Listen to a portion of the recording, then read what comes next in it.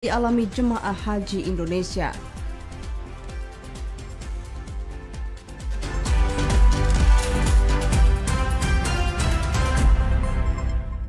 Assalamualaikum warahmatullahi wabarakatuh. Selamat sore, saudara. Anda menyaksikan Kalimantan Timur hari ini, edisi 25 Juni 2022. Bersama saya, Sartika Somoa. Dan saya, Aisy Gunadi. Selama 60 menit ke depan, kami telah menyiapkan beragam informasi dari wilayah Kalimantan Timur dan Kalimantan Utara.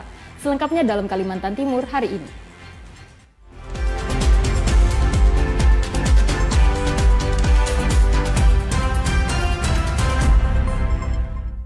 Kita menuju ke informasi yang pertama. Saudara, di Treskrimum Polda Kaltara berhasil menangkap 2 pelaku perampokan di perairan Pulau Kaciak, Kabupaten Bulungan.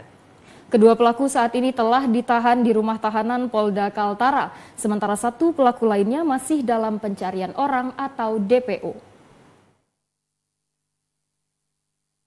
Direktorat Reserse Kriminal Umum atau Ditreskrimum Kepolisian Daerah Kalimantan Utara berhasil membekuk 2 pelaku perampokan berinisial AH dan H yang melakukan perampokan hasil tambak di perairan Pulau Kaciak, Kabupaten Bulungan. H ditangkap di lokasi penambakan bersama dengan barang bukti sepucuk senjata api dan 2 unit speedboat, sedangkan AH ditangkap di daerah Juwata Laut, Kota Tarakan bersama dengan barang bukti sebilah badik, sementara 1 pelaku lainnya masih buron. Kronologi kejadian perampokan bermula saat 2 orang penambak sedang membawa hasil panen udang menuju Tarakan menggunakan speedboat 40 PK. Di tengah perjalanan, tepatnya di depan Pulau Kaciak, korban tiba-tiba dihadang 3 orang yang menggunakan speedboat 40 PK. Kedua korban diancam oleh para pelaku. Salah satu korban kemudian didorong ke laut, sementara 1 korban lainnya diturunkan di sebuah tugu milik nelayan. Kedua korban berhasil selamat, namun para pelaku berhasil membawa kabur speedboat dan udang sebanyak 80 kg milik kedua korban. Direktur Reserse Kriminal Umum Polda Kaltara, Kombes Pol John Wesley Arianto menyampaikan setelah kejadian, pihak Ditreskrimum Polda Kaltara melalui Subdit 3 Jatnanras menerima laporan terkait kejadian tersebut dan langsung melakukan penyelidikan. Hasilnya, 2 pelaku yakni AH dan H berhasil ditangkap. Kemudian pelaku mengambil alih barang-barang yang dibawa oleh korban. Setelah melakukan aksinya tersebut, ini para pelaku mendorong salah satu korban itu terjun ke air, sedangkan 1 korbannya lagi diturunkan di tugu nelayan. Ini adalah kronologis kejadiannya pada saat pelaku melaksanakan aksi pencurian dengan kekerasan atau perampokan ini. Kemudian untuk tersangka ini ada yang sudah kita amankan berjumlah 2 orang. Dan 1 pelaku lagi ini masih dalam status DPO. Kita masih melakukan pencarian terhadap pelaku 1 lagi. Atas perbuatannya, kedua pelaku dijerat dengan pasal 365 ayat 1 terkait tindak pidana pencurian dengan ancaman 9 tahun penjara dan pasal 365 ayat 2 kedua dengan hukuman penjara paling lama 12 tahun. Muhammad Aras dari Bulungan melaporkan. Saudara, Kementerian Kesehatan Republik Indonesia merilis penyakit hipertensi atau tekanan darah tinggi paling banyak dialami oleh para jamaah haji Indonesia. Untuk itu, Kementerian Kesehatan terus mengimbau para jemaah agar menjaga kesehatan dan memenuhi asupan nutrisi tubuh.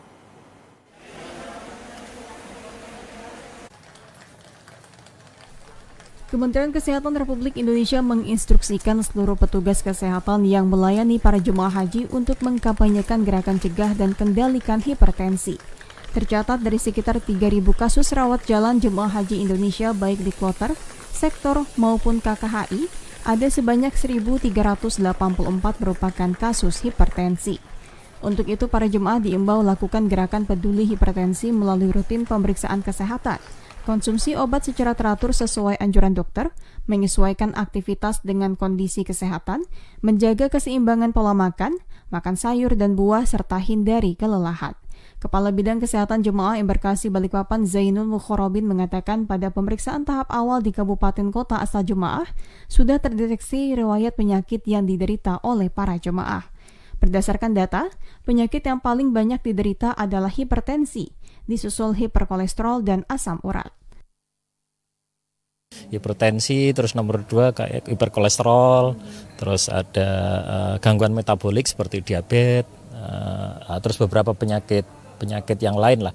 Secara 5 besar ya, kembali lagi ke hipertensi, hiperkolesterol, kemudian asam urat tinggi gitu ya. Yang beberapa sih ada kasus ya misalnya gangguan pencernaan, ada gangguan pernafasan. Tapi secara pemeriksaan tahap kedua di kabupaten kota sudah dinyatakan istiqoah secara kesehatan. Jadi insya Allah dianggap mampu melaksanakan ibadah di sana. Tentu harus dikontrol dengan obat-obatan sebagaimana yang dikonsumsi di tanah air. Suhu di Arab Saudi pada musim haji kali ini tergolong panas, bahkan bisa mencapai hingga 50 derajat Celcius. Aktivitas fisik yang berlebihan dan kelelahan disinyalir menjadi penyebab terjadinya peningkatan tekanan darah bagi jemaah haji. Untuk itu, asupan cairan yang cukup saat beraktivitas menjadi hal yang harus diperhatikan. Tim Liputan TVRI Tim melaporkan. Saudara, sebanyak 7 calon jemaah haji asal Tarakan batal berangkat ke Tanah Suci untuk menjalankan ibadah haji tahun ini. Ketujuh calon jemaah haji itu batal berangkat karena sudah berusia di atas 65 tahun. Sebanyak 7 orang calon jemaah haji asal Tarakan batal berangkat ke Tanah Suci untuk menjalankan ibadah haji tahun ini. 7 calon jemaah haji yang sebelumnya telah terdaftar di Kemenak sebagai calon haji dan akan diberangkatkan tahun ini terpaksa batal karena aturan batas usia yang dikeluarkan oleh pihak Arab Saudi. Adapun aturan ataupun kebijakan mengenai batas usia calon jemaah haji yang dikeluarkan pihak Arab Saudi menyatakan jika usia di atas 65 tahun tidak diperkenankan menjalankan ibadah haji. Kemenak Tarakan juga menerima pencabutan atau pembatalan dari beberapa calon jemaah haji terkait kebijakan batas usia tersebut. Kebijakan mengenai batas usia ini bersifat sementara. Sebelumnya pelaksanaan haji tertunda selama 2 tahun akibat pandemi COVID-19. Itu sekitar 7 orang jamaah haji kita yang harusnya berangkat, tapi karena ada pembatasan 65 tahun, makanya mereka tidak jadi berangkat. Insya Allah tahun depan, semoga tahun depan itu tidak ada pembatasan lagi. Baru-baru ini ada hampir 20-an orang lah, hampir setiap hari itu datang bertanya, saya mau cabut. Saya bilang, kenapa Bapak, Bu, mau cabut? Saya sudah umur berapa? Sekarang ini kan ada pembatasan 65 tahun. Nah, untuk informasi kepada jamaah seluruh masyarakat Kota Tarakan bahwa 65 tahun itu hanya untuk tahun ini. Tahun depan belum tentu, karena ini kan kebijakan. Kalau kebijakan tahun depan normal, kemungkinan itu normal juga. Yang tua itu insya Allah akan diberangkatkan juga. Jadi jangan takut, jangan dicabut, karena hanya untuk tahun ini. Kita belum tahu tahun depan apakah ada kebijakan seperti itu.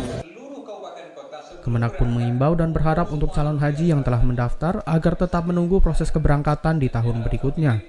Karena kebijakan dari Arab Saudi terkait batas usia kemungkinan berubah untuk pelaksanaan ibadah haji berikutnya. Siti Hardiani dari Kota Tarakan melaporkan.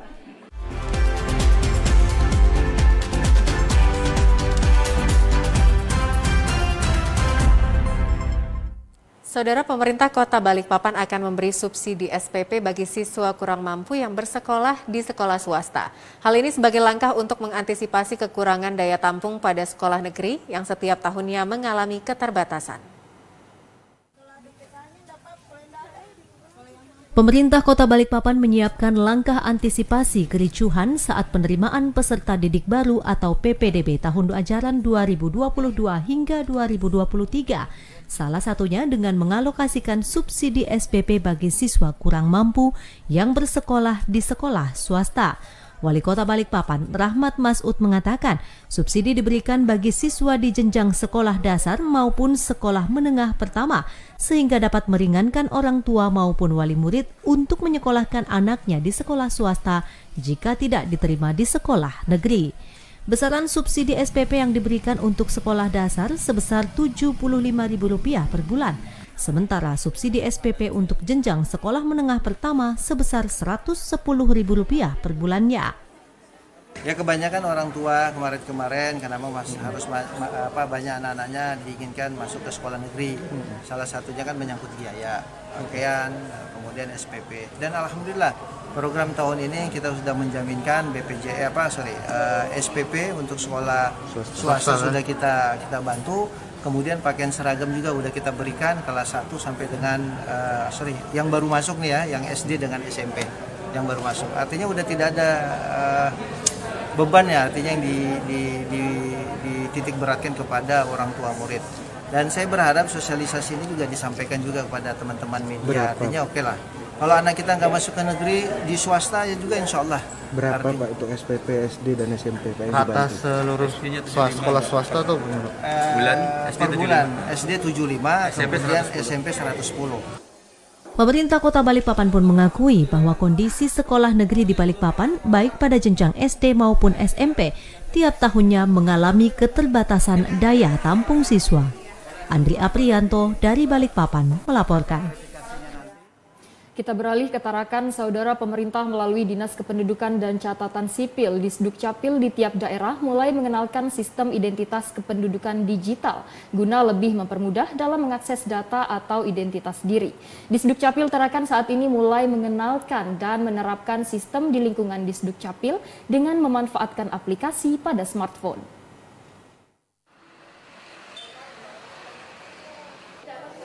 Identitas kependudukan digital mulai dikenalkan dan telah digunakan di lingkungan pegawai Dinas Kependudukan dan Catatan Sipil di Sdukcapil Tarakan. Sistem identitas kependudukan digital memiliki fungsi yang sama dengan iKTP, yakni merekam data atau identitas diri seseorang. Namun dengan sistem digitalisasi dan juga memanfaatkan aplikasi pada smartphone, identitas seseorang yang telah diinput dapat dibuka dengan mudah melalui smartphone. Kepala Disdukcapil Tarakan Hamsyah menjelaskan sistem identitas kependudukan digital ini baru dikenalkan dan baru digunakan di lingkungan Disdukcapil.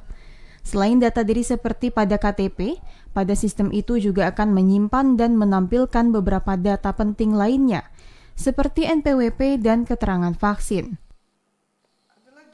Tidak perlu berupa kartu lagi, cukup dengan menampilkan data Anda ada di smartphone. Jadi data kependudukan dalam genggaman Anda semuanya ada di situ nanti. Kalau yang sudah ada selain biodata, KTP, KK juga nanti ada vaksinnya, data vaksin NPWP-nya. Terus kalau yang PNS ada nomor-nomor ASN-nya, begitu.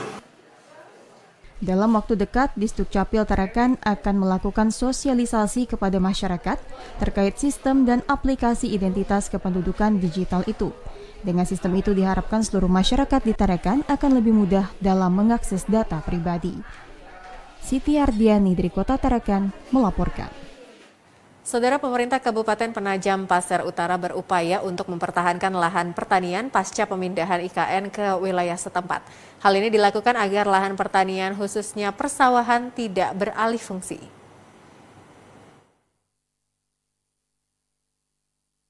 Pemerintah Kabupaten Penajam Pasir Utara semakin berfokus mengawasi persoalan lahan di kawasan IKN Nusantara, tepatnya di Kecamatan Sepaku, Kabupaten Penajam Pasir Utara, termasuk pengawasan terhadap lahan pertanian.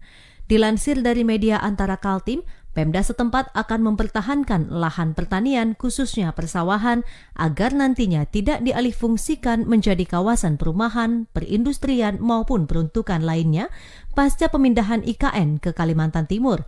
Hal ini dilakukan sejalan dengan aturan perlindungan lahan tanaman pangan agar tidak dialihfungsikan untuk kawasan lain yang tertuang dalam Perda Provinsi Kalimantan Timur Nomor 1 Tahun 2013 tentang perlindungan lahan pertanian pangan berkelanjutan. Untuk itu, PLT Bupati Penajam Pasir Utara Hamdam menginstruksikan kepada Dinas Pertanian Penajam Pasir Utara untuk meningkatkan pengawasan terhadap lahan pertanian, khususnya pada sentra lahan persawahan di Kecamatan Babulu yang telah ditetapkan sebagai lahan tanaman padi berkelanjutan. Pihaknya juga meminta agar seluruh petani di wilayah setempat mematuhi kebijakan itu. Bagi masyarakat yang melanggar dan melakukan alih fungsi lahan persawahan, dipastikan akan diberi sanksi tegas sesuai hukum yang berlaku. Sebagaimana diketahui, pemerintah pusat telah menetapkan kawasan inti pusat pemerintahan atau KIPP Ibu Kota Baru Indonesia berada di Kecamatan Sepaku, Penajam Pasir Utara bernama IKN Nusantara. Tim redaksi TVRI Kalimantan Timur melaporkan. Saudara, pemerintah Kabupaten Mahakam Ulu kini terus menyiapkan sumber daya manusia yang handal untuk berkompetisi menyambut kehadiran IKN Nusantara. Apalagi Mahulu sebagai salah satu daerah penyangga ibu kota negara tidak ada pilihan lain selain harus menyiapkan SDM dan pendukung lainnya. Bupati Mahakam Ulu Bonifasius Belawan G di sela-sela menghadiri Kongres ke-32 dan MPA ke-31 Perhimpunan Mahasiswa Katolik Republik Indonesia di Samarinda menyatakan, dengan adanya Ibu Kota Nusantara, warga Kaltim khususnya Mahakam Ulu mendapat berkah. Cara menyiasati berkah itu harus menyiapkan sumber daya manusia, pertanian, pariwisata, dan pembangunan di semua wilayah.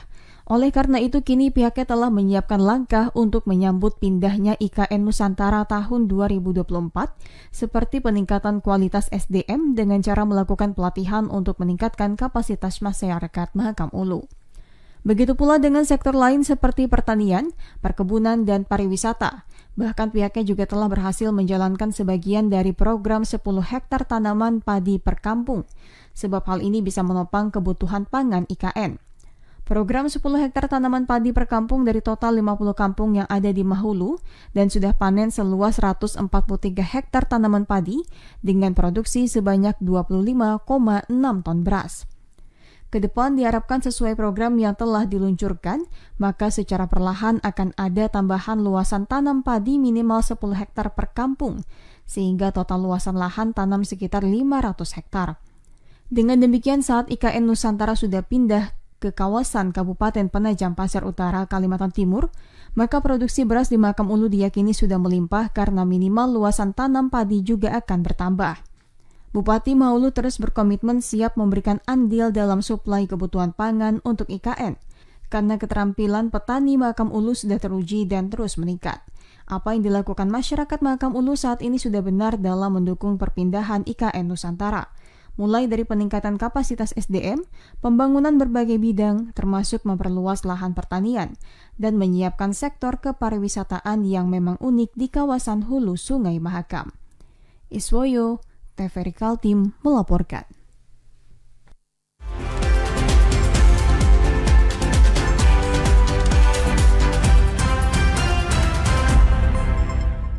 Saudara, informasi lainnya akan kami hadirkan setelah jeda pariwara berikut. Tetaplah bersama kami di Kalimantan Timur hari ini. Terima kasih Anda masih bersama kami di Kalimantan Timur hari ini. Saudara, informasi lainnya akan kami hadirkan dalam segmen advertorial berikut ini.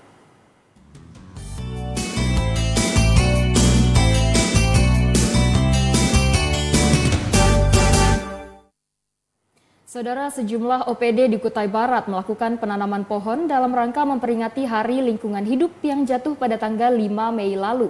Penanaman pohon ini dilakukan tidak hanya untuk menambah kawasan hijau kota, namun untuk membudidayakan pohon-pohon khas Kalimantan yang mulai punah.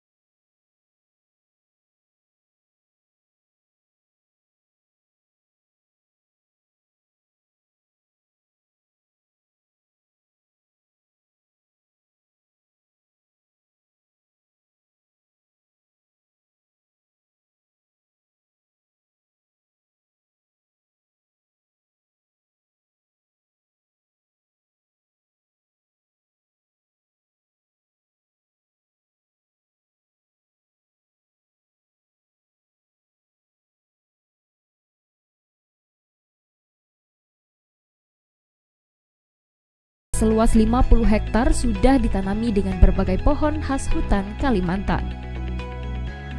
Kita fokus pada untuk konservasi penanaman pohon di hutan kota kita ini, karena hutan kota kita ini dengan luasan kurang lebih 52 hektar Nah, hari ini kita menanam pohon kurang lebih 1,5 hektar dengan bibit sekitar 750 pohon. Itu terdiri dari tanaman pioner, ada trambesi, ada tapi tanaman-tanaman lokalnya ada kapur, ada ulin bahkan. Jadi sungkai ada, kemudian ada kahoy, dan itu bantuan pihak ketiga. Jadi tadi ada TSA, FKP, Kelawit, kemudian Bisem. Jadi semua itu bibit-bibit ini hasil kerjasama dengan mitra kita. Oke, pihak-pihak yang terlibat tadi ikut bertanam sini DLH saja atau?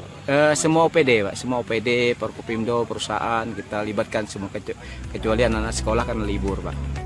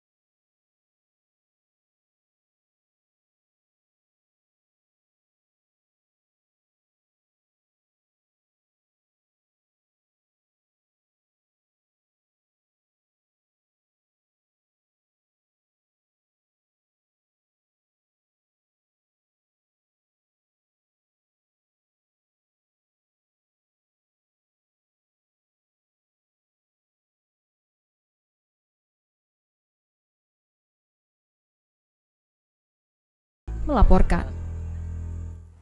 Sementara itu, Saudara, Universitas Mula Warman menggelar wisuda gelombang kedua tahun 2022 dengan total 1.127 wisudawan dan wisudawati. Para lulusan Universitas Mula Warman ini diharapkan mampu mengambil peran dalam pembangunan ibu kota negara Nusantara di Kalimantan Timur.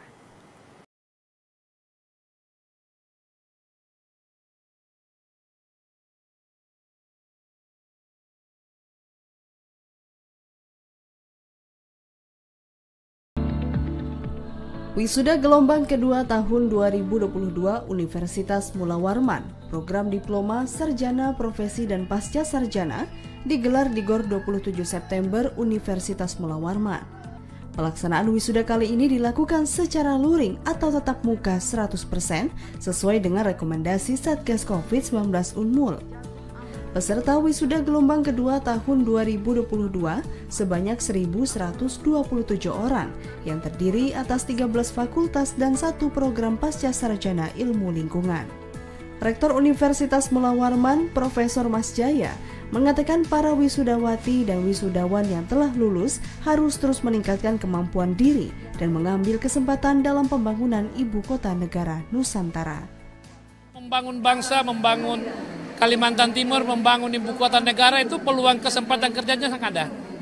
Silakan tadi sesuai ikrar janjinya bahwa akan mengamalkan ilmunya dan mengabdikan untuk membangun bangsa.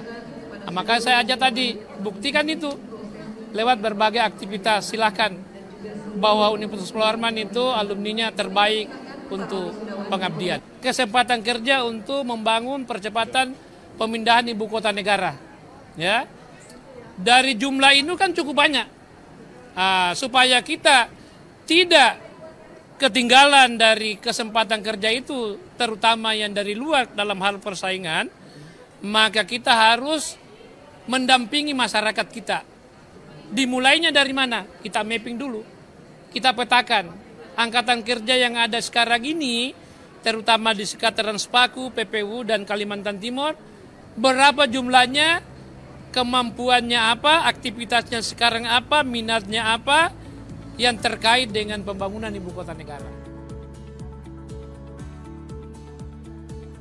Lebih lanjut, Profesor Mas Jaya juga menambahkan, pengabdian dan kesempatan berperan dalam pembangunan ibu kota negara Nusantara merupakan kesempatan emas yang belum tentu akan terulang kembali.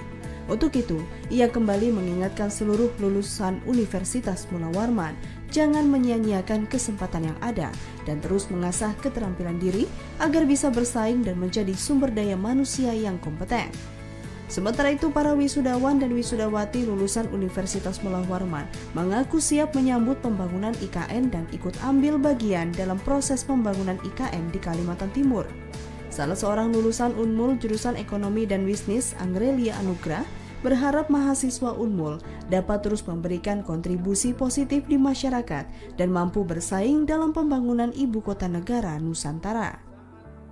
Sebagai wisudawan dan wisudawati sangat siap untuk menyambut IKN di Kalimantan Timur, khususnya dalam pengembangan sumber daya manusia. Kami siap untuk bersaing dan mengisi tentunya posisi-posisi strategis yang ada di IKN. Kita nggak boleh kalah dengan wisudawan dari luar, kita harus mampu bersaing dan harus mampu menjadi seseorang yang asli sebagai pemuda-pemudi asli dari Kalimantan Timur. Memberikan kontribusi yang positif untuk terus mengharumkan dan memberikan nama baik untuk Universitas Mula Warman, tidak melupakan jasa-jasa para dosen, rektor, dan juga tenaga pendidik lainnya begitu, dan untuk terus berkembang ke arah yang lebih baik.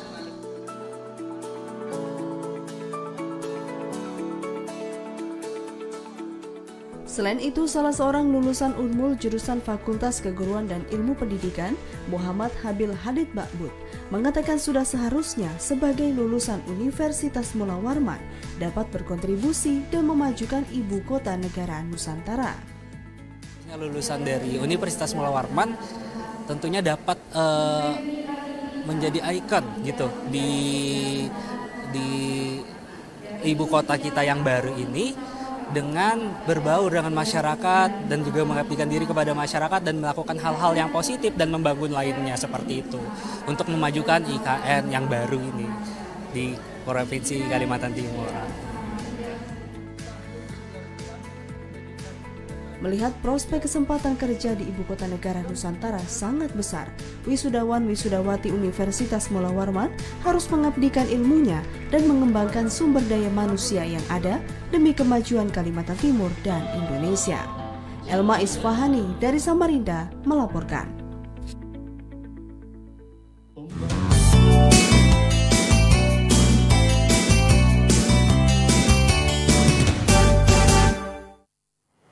Kita beralih ke informasi lainnya. Saudara, pemeriksaan kesehatan jemaah haji merupakan rangkaian kegiatan penilaian status kesehatan jemaah haji yang dilaksanakan secara komprehensif.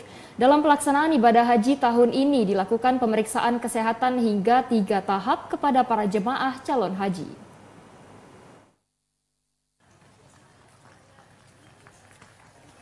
Istitoah adalah kemampuan jemaah haji secara jasmaniah, ruhaniyah, pembekalan dan keamanan untuk menunaikan ibadah haji tanpa menelantarkan kewajiban terhadap keluarga. Istitoah kesehatan jemaah haji merupakan kemampuan jemaah haji dari aspek kesehatan yang meliputi fisik dan mental yang terukur dengan pemeriksaan yang dapat dipertanggungjawabkan, sehingga jemaah haji dapat menjalankan ibadah sesuai tuntunan agama Islam. Untuk itu, pemerintah telah melakukan sejumlah pemeriksaan kesehatan kepada para jemaah haji. Pemeriksaan kesehatan ini merupakan rangkaian kegiatan penilaian status kesehatan jemaah haji yang diselenggarakan secara komprehensif. Kabid Kesehatan Jemaah Zainul Mukharrabin mengatakan pada penyelenggaraan ibadah haji tahun ini, khususnya bidang kesehatan, selaku penanggung jawab adalah Kantor Kesehatan Pelabuhan Kelas 2 Balikpapan, telah melakukan sejumlah persiapan dalam memberikan layanan yang terbaik. Pelaksanaan haji tahun ini dilaksanakan masih dalam status pandemi, artinya jumlah jemaah ada pembatasan. Hal ini juga telah dilakukan koordinasi dengan sejumlah pemangku kepentingan seperti Dinas Kesehatan dan Kemenak masing-masing kabupaten kota asal jemaah untuk mempersiapkan para jemaah menunaikan ibadah haji sebaik-baiknya.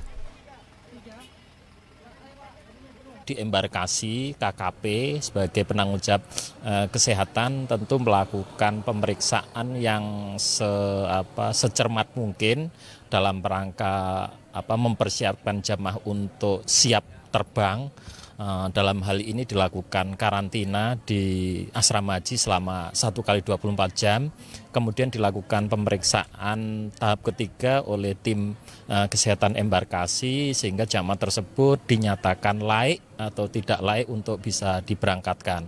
Tentu ada beberapa persyaratan secara kelaikan penerbangan tentu berdasarkan peraturan yang ada yaitu Permenkes nomor 5 2016 tentang istitoah kesehatan dan regulasi internasional aturan penerbangan sipil internasional. Jadi kalau diperiksa di embarkasi dan dinyatakan layak, insya Allah jamaah tersebut siap untuk diberangkatkan.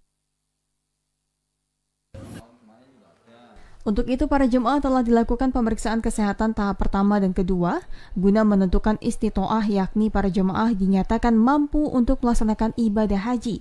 Penetapan istitoah ini telah ditetapkan oleh pemerintah kabupaten kota asal para jemaah. Pemeriksaan kesehatan tahap ketiga telah dilakukan di embarkasi Balikpapan.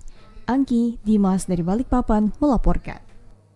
Saudara, pemerintah Indonesia memastikan pelayanan kesehatan bagi para jamaah calon haji sudah memadai. Para jamaah juga terus diimbau untuk tetap mematuhi protokol kesehatan dan memakai alat pelindung diri atau APD sebagai upaya untuk menjaga kesehatan selama pelaksanaan ibadah haji di Arab Saudi.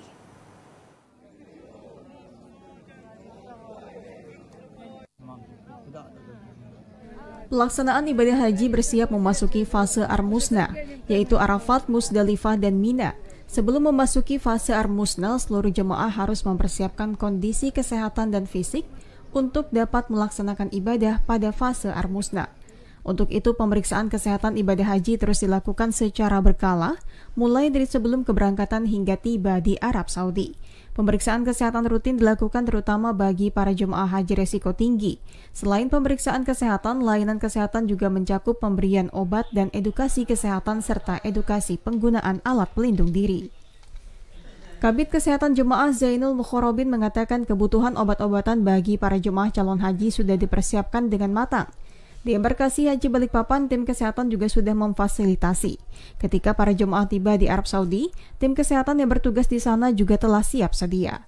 Untuk itu, jika para jemaah mulai merasakan sejumlah keluhan atau sakit, segera menghubungi atau mendatangi tenaga medis yang telah dipersiapkan pemerintah Indonesia.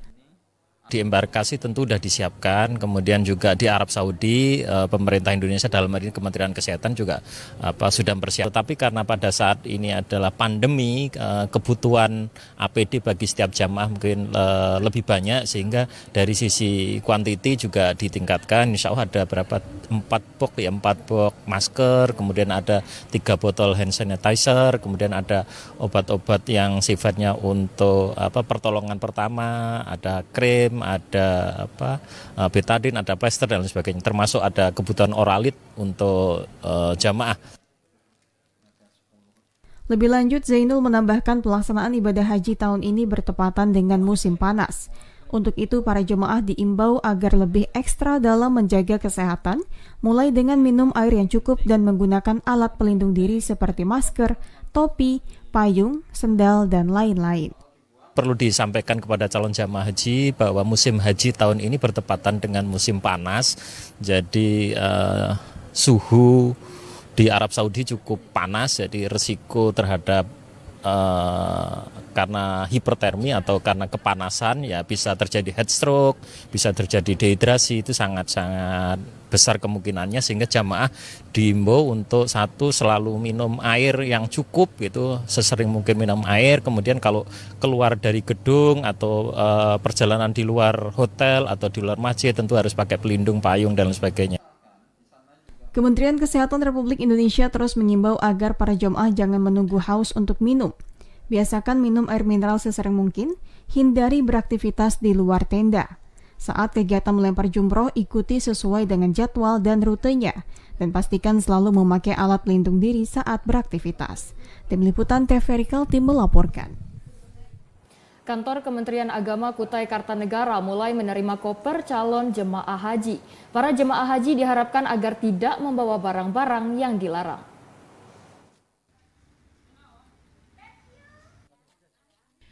Kantor Kementerian Agama Kabupaten Kutai Kartanegara menerima koper dari para calon jemaah haji.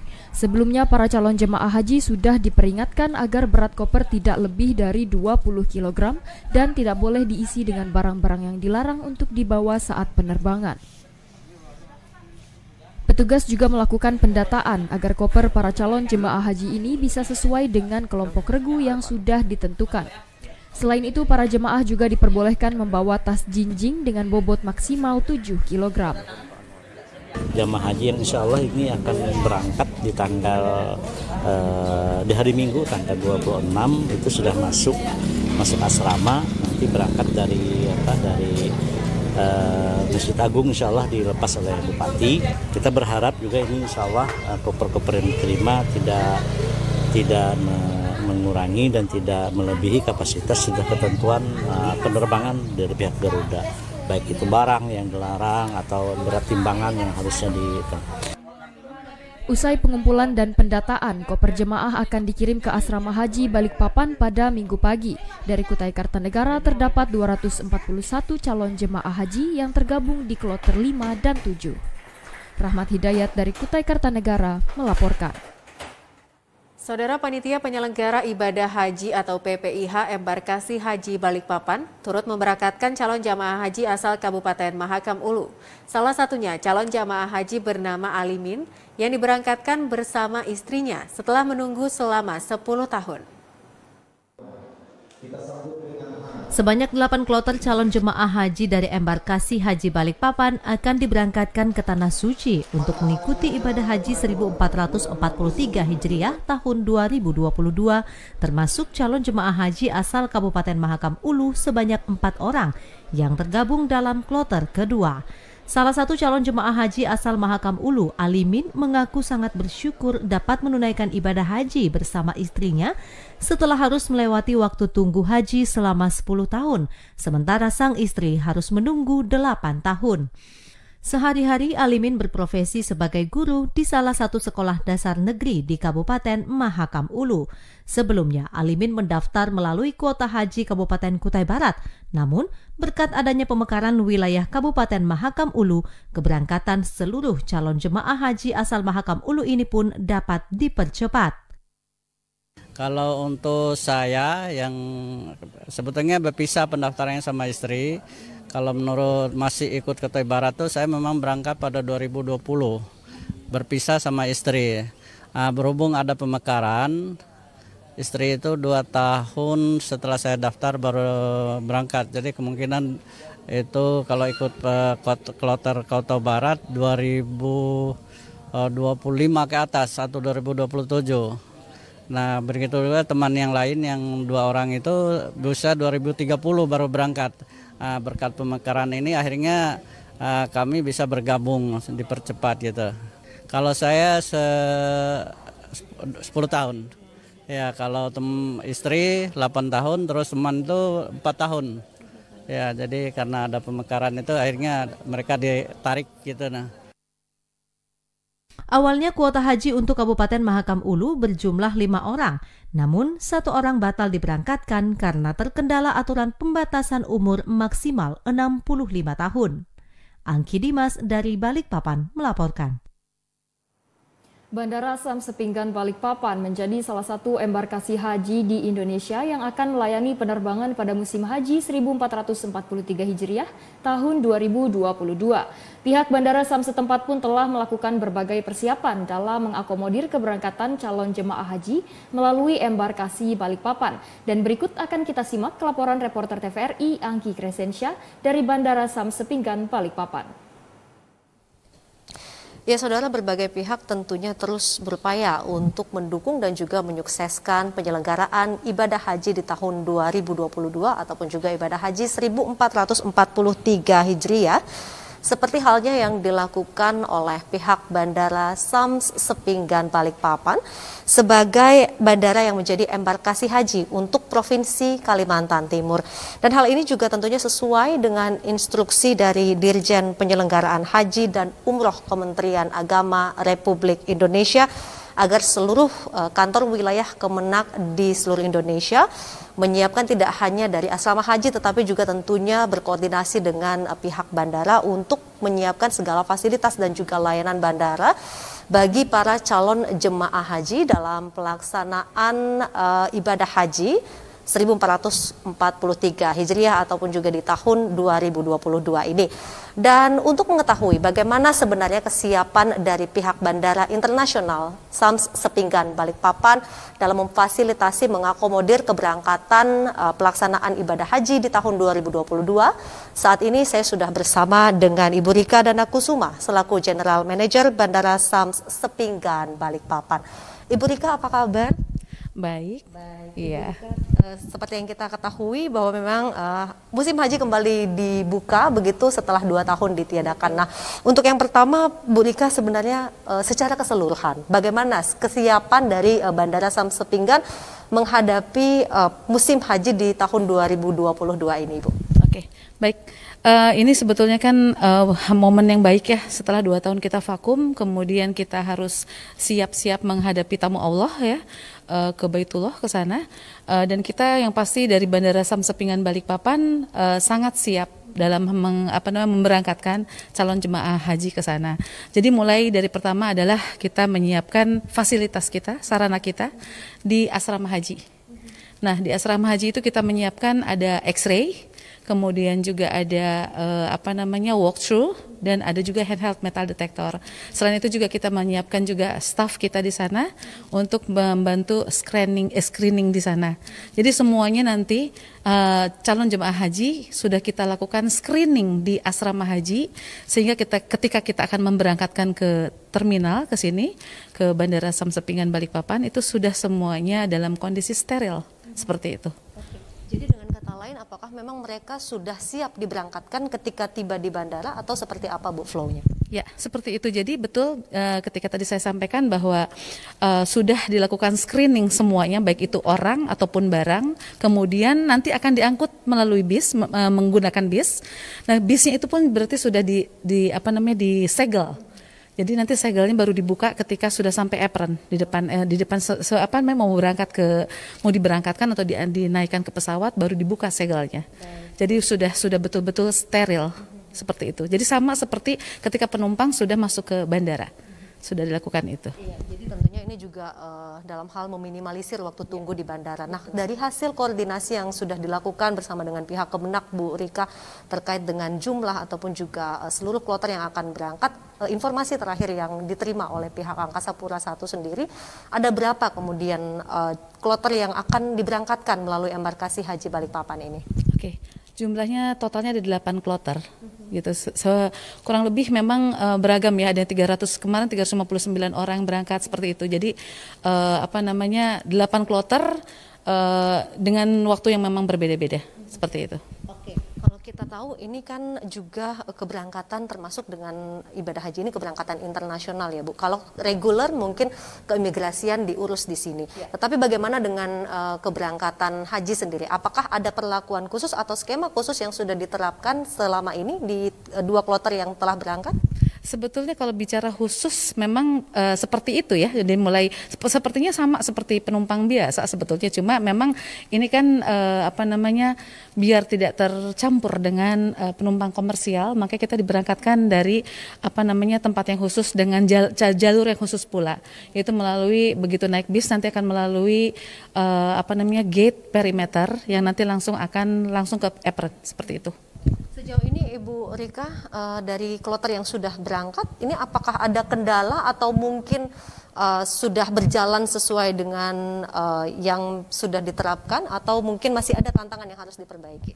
Ya, alhamdulillah sejauh ini kan ini baru kemarin kloter pertama ya, itu alhamdulillah koordinasinya cukup baik, jadi cukup lancar kemarin ketika memberangkatkan atau yang menaikkan calon jemaah haji ke pesawat itu lancar saya rasa. Jadi kita dengan stakeholder itu yang mendukung keberangkatan calon jemaah haji ini cukup baik dan cukup koordinasinya cukup terus-terusan, terus-menerus untuk berkoordinasi. Jadi jika ada yang kurang, gitu kita koordinasikan langsung di tempat seperti itu. Dengan adanya keberangkatan ibadah haji ini tentunya juga kita harapkan tidak mengganggu dari penerbangan reguler sendiri ataupun juga keberangkatan reguler dan juga kedatangan domestik begitu ya di Bandara Samsat Pinggan Balikpapan. Nah, sejauh ini bagaimana Ibu mengatur flow masyarakat ataupun juga flow pengguna bandara dengan adanya keberangkatan ibadah haji? Apakah memang ada jalur khusus atau seperti apa? Oke. Memang kalau bicara yang sekarang menjadi poin sebetulnya bukan jalur khususnya penumpang komersial atau dengan jemaah haji, karena memang sudah dibedakan, dikhususkan kalau untuk calon jemaah haji ini. Namun yang kita atur adalah mengenai slot penerbangannya, slot terbangnya lah gitu. Nah, itu saya rasa sudah diatur sedemikian rupa sehingga tidak ada masalah. Jadi lancar dalam hal ini, seperti itu. Dari pihak bandar sendiri apa yang diharapkan dengan adanya atau dibukanya kembali penerbangan pelaksanaan ibadah haji di tahun 2022 ini ke depan, Ibu? Harapannya mudah-mudahan saja dengan dibukanya penerbangan haji ini, masyarakat sekarang sudah lebih percaya diri lagi gitu loh, bahwa yang pasti protokol kesehatan yang diutamakan itu.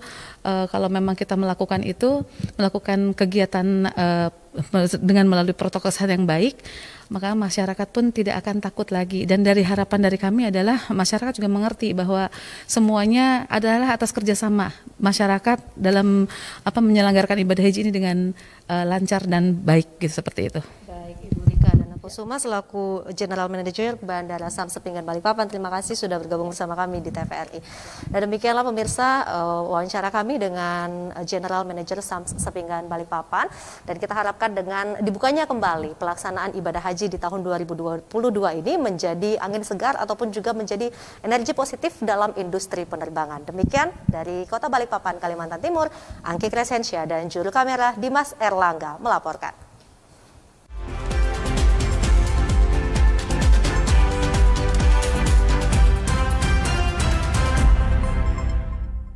Ya, terima kasih Angki Crescentia dan juru kamera Dimas Erlangga atas laporannya. Selamat bertugas kembali. Dan kita akan menjumpai informasi lainnya setelah jeda pariwara berikut ini. Tetaplah bersama kami di Kalimantan Timur hari ini. Saudara, sebagai acuan Anda dalam beraktivitas esok hari, berikut kami hadirkan informasi prakiraan cuaca yang akan berlaku esok 26 Juni 2022. Informasi ini berlaku untuk wilayah Kalimantan Timur dan Kalimantan Utara. Selengkapnya dalam segmen info publik berikut ini.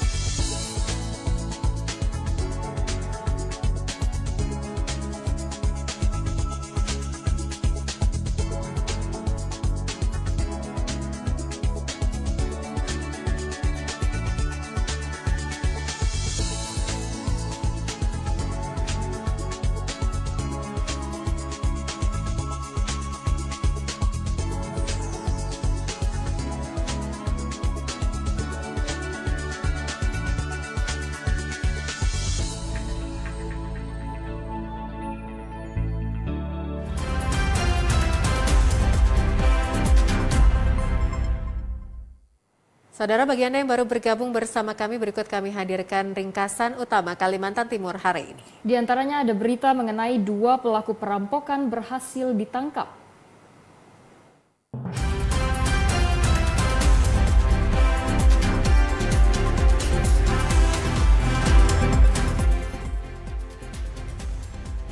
Ditreskrimum Polda Kaltara berhasil menangkap 2 pelaku perampokan di perairan Pulau Kaciak, Kabupaten Bulungan.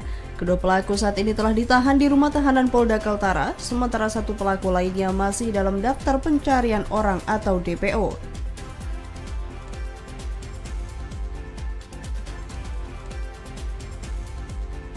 Kementerian Kesehatan Republik Indonesia merilis penyakit hipertensi atau tekanan darah tinggi paling banyak dialami oleh para jemaah haji Indonesia. Untuk itu, Kementerian Kesehatan terus mengimbau para jemaah agar menjaga kesehatan dan memenuhi asupan nutrisi tubuh.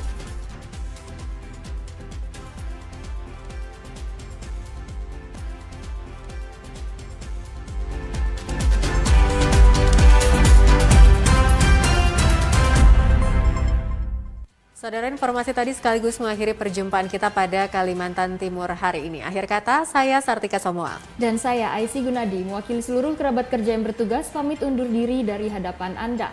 Ayo dukung terus Migrasi TV Digital Indonesia, karena bersih gambarnya, jernih suaranya, canggih teknologinya. TVRI Kaltim Kaltara, TVRI Etam.